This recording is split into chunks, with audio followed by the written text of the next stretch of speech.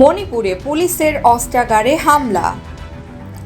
ভারতের মণিপুর রাজ্যে আবারও উত্তপ্ত হয়ে উঠেছে। আজ রবিবার রাজ্যের পুলিশের অস্ত্রাগারে হামলা চালানোর খবর মিলেছে। পুলিশ জানিয়েছে, পূর্ব ইম্ফল জেলায় মণিপুর রাইফেলসের 2টি ব্যাটালিয়নের অস্ত্রাগার লুটের উদ্দেশ্যে হামলা চালায় একদল দুর্বৃত্ত। তবে তাদের তাড়িয়ে দেওয়া হয়েছে। ভারতের 7 সিস্টার্সকে অন্যতম রাজ্য মণিপুরের সহিংসতা বেড়েই চলেছে। গতকাল শনিবার জিরিবাম জেলায় বন্দুকযুদ্ধে নিহত হয়েছেন অন্তত 6 জন। আগের দিন শুক্রবার বিষ্ণুপুরে রকেট হামলায় একজনের মৃত্যু হয়েছে। পরিস্থিতি নিয়ন্ত্রণে রাজ্য প্রশাসন সেনাবাহিনীর হেলিকপ্টার মোতায়েন করেছে। নামানো হয়েছে অতিরিক্ত সেনা।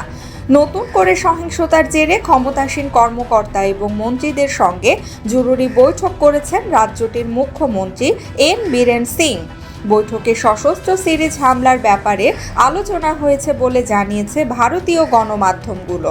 গুঞ্জন উঠেছে, এই পরিস্থিতিকে মুখ্যমন্ত্রী বীরেন সিং পদত্যাগ করতে পারেন।